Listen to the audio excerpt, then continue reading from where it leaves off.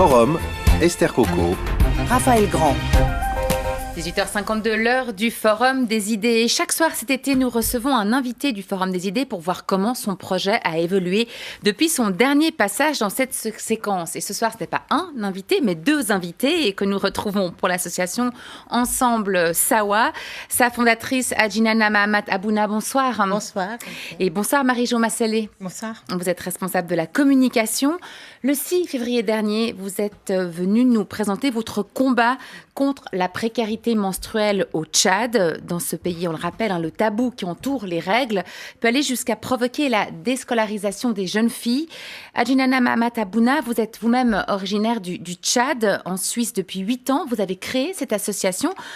Rappelez-nous quel est son objectif. Alors, notre objectif est de pouvoir fabriquer des serviettes hygiéniques sur place réutilisables pour pouvoir distribuer gratuitement dans les écoles, dans les maisons de quartier et dans nos locaux aussi pour que les jeunes filles puissent continuer à aller à l'école pendant leur période menstruelle, tout simplement.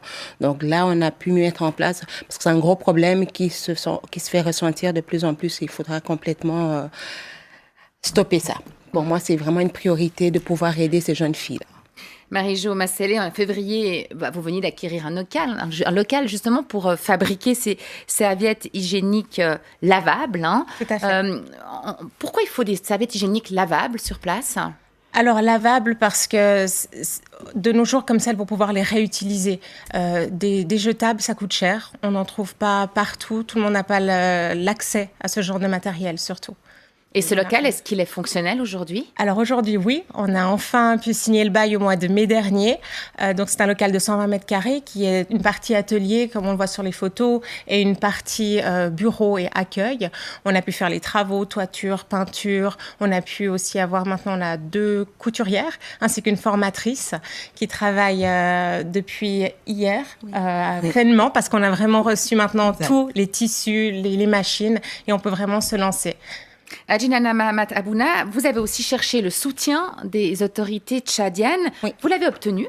Oui, alors on a été très bien accueillis. On a pu rencontrer l'ambassadeur du Tchad à Genève il y a quelques mois, qui nous a soutenus, qui nous a félicités pour cette belle cause, il a dit.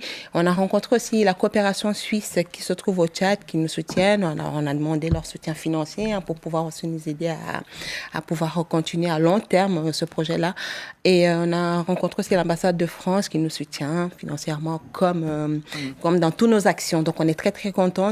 L'ambassadeur de Tchad en Suisse nous a fait un petit rapport qu'il a transmis au ministère de l'Éducation, la ministre de la Femme et de la Petite Enfance. Donc, vous disiez que les règles sont un tabou au Tchad. Oui. Comment ça se fait que les autorités tchadiennes veulent dépasser elles-mêmes ce tabou ?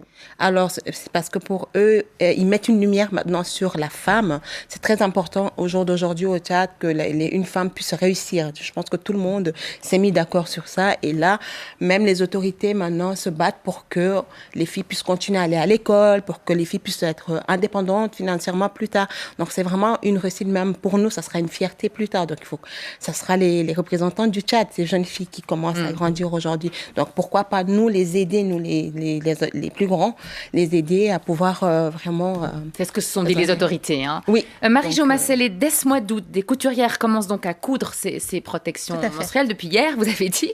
Votre objectif, c'est d'en fabriquer combien ? Alors le but, c'est de réussir à en fabriquer environ 1000 par mois pour en avoir 2000 pour la rentrée scolaire du mois d'octobre des écoles publiques et pouvoir aussi les distribuer. Mais on ne va pas uniquement les distribuer, on va vraiment sensibiliser les personnes, expliquer aussi comment les utiliser parce que là, ce sera nouveau. Où trouve-t-on le matériel pour les fabriquer ?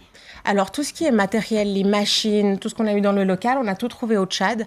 Par contre, au niveau du tissu, on a dû aller dans un pays voisin pour l'obtenir, avoir exactement ce qu'il fallait aux normes. Adjinana Mahamat Abouna, vous me disiez en préparant cet entretien, vous voulez non seulement fabriquer des serviettes hygiéniques pour le Tchad, mais potentiellement même en vendre, des fabriques hygiéniques jetables en Suisse pour récolter des fonds pour votre association ? Oui, alors plus tard, pas dans quelques mois. Alors notre objectif, c'est pouvoir pas tout le temps demander de l'aide, d'être aussi un peu indépendant, de pouvoir aussi fabriquer des serviettes, le faire revendre, que ce soit en Suisse, que ce soit en France ou dans d'autres pays africains qui ont les mêmes projets que nous. Pourquoi pas s'échanger? Là, c'est mon objectif, quoi, pour que l'argent puisse rentrer dans la caisse de l'association pour continuer à payer ses couturières et vendre ça ici. Ça serait vraiment top, quoi, pour découvrir aussi les produits faits par des femmes tchadiennes, pour soutenir aussi ces jeunes femmes, pour les encourager encore plus et plus. Comment vous avez choisi les lieux au Tchad où vous allez distribuer ces premières serviettes? Alors, on va se retourner vers la coopération suisse qui est depuis quelques années au Tchad, qui va nous guider, et aussi dans les ministères aussi de l'éducation, par exemple, qui vont nous dire, voilà, dans tel secteur, dans tel village, voilà, on va plus se baser sur ça. Adjinana Mahamat Abouna, je le disais en introduction, vous êtes tchadienne en Suisse depuis 8 ans, vos 4 enfants sont scolarisés à Lutry, vous avez créé votre association en Suisse, vous êtes toujours dans l'attente d'un permis B. Oui. Ça complique vos démarches, ce statut administratif? Pas du tout. C'est pas parce qu'on est en attente d'un permis ou d'un quelconque document officiel, c'est pas en fait, c'est pas un mur en béton qu'on peut pas franchir. Là, les autorités se m'ont dit, oui, si c'est une association à but non lucratif, vous pouvez vous lancer. Et je me suis lancée. C'était mon rêve. Depuis quelques années, j'ai hésité parce qu'il y a eu des hauts et des bas. Et j'ai foncé. J'ai suivi mon instinct et le conseil de mon défunt papa qui m'a beaucoup encouragée. Et je me suis lancée et c'est devenu ce que c'est aujourd'hui. Et vraiment, quand on a un projet, quand on a un rêve pour quelque chose, moi, j'encourage chacun d'entre nous de pouvoir, surtout pour aider, surtout pour, voilà.